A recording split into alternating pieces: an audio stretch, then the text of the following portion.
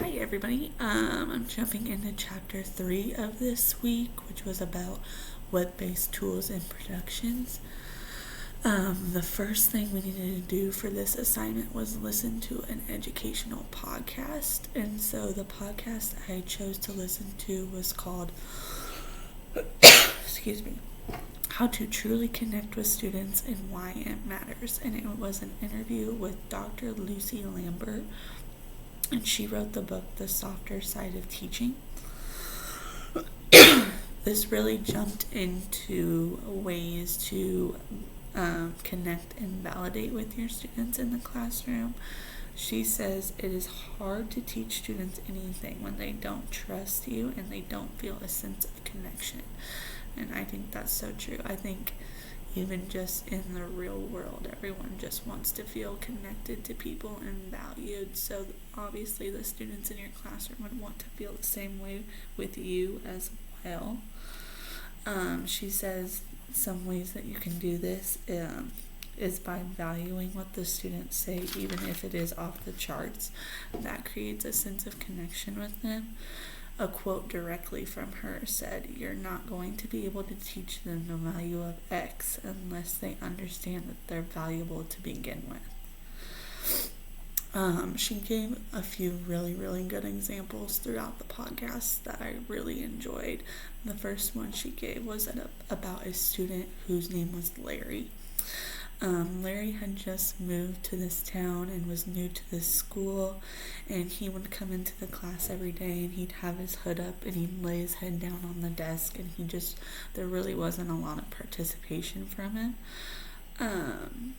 So the teacher starts going over to him and just asking him questions about his life and finding some things out from him about him, and she finds out that this student was on a hockey team at his old school and enjoys watching hockey, really enjoys playing hockey.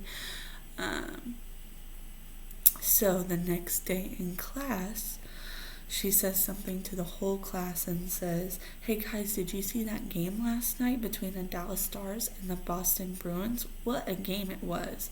And she really starts hyping up all these hockey players, and she can tell that the student starts to sit up and is like really starting to create some engagement just from her noticing this about him and paying attention to this hockey game. It really built the foundation of a relationship just because she took a little bit of time to get to know Larry.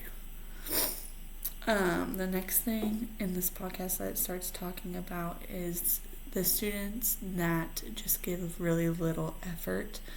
There's just not a lot of want to do well in class and things like that.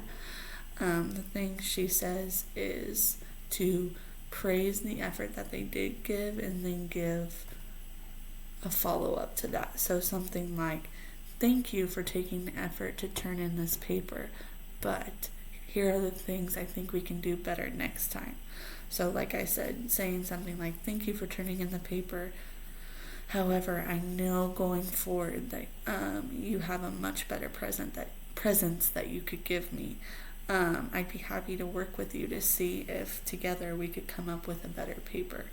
So just praising the work that they did turn in, saying that you know that they can do better, and then offering to provide help or assistance if it's needed is a great way to tackle those students who are just kind of not putting in much effort in the class. Another example that she gave was the student named Joey, and he would roll up pieces of paper and shoot baskets into the trash can, and it would really distract everyone.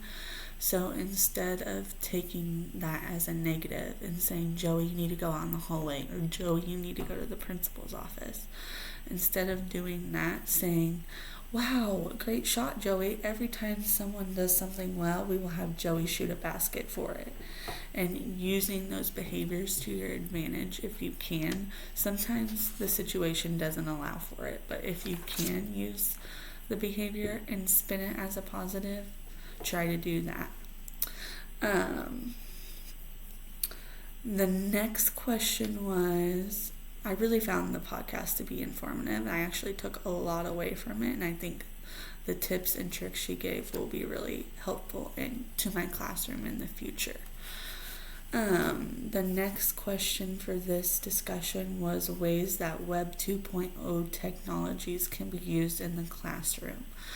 And I think that Web 2.0 technologies can be used in the classroom to increase classroom engagement.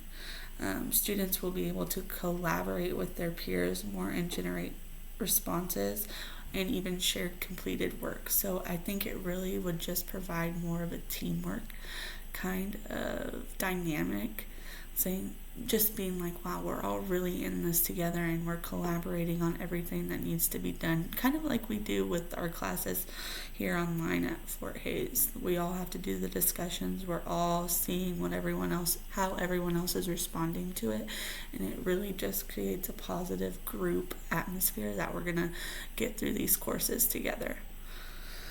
I think podcasts are a great way to spark student interest, as many of the students are already listening to podcasts to begin with anyways. So if you can find a podcast that ties into your lesson plan or whatever you're teaching, I think students will be willing to listen to the podcast because they're already listening to those anyways. And then the final question for this discussion was summarize your experience working on Prezi. I actually really enjoyed working on Prezi. It's my first time working on it, and I found it to be very simple and effective. Coming from someone that's used Google Slides a lot and like word presentation, I think I kind of like Prezi more. Like I said, it was really easy to plug your topic into and like edit the backgrounds and stuff to fit whatever vibe you were trying to go for, and I really, really enjoyed it actually. But thank you guys for listening, and I hope y'all are enjoying this course.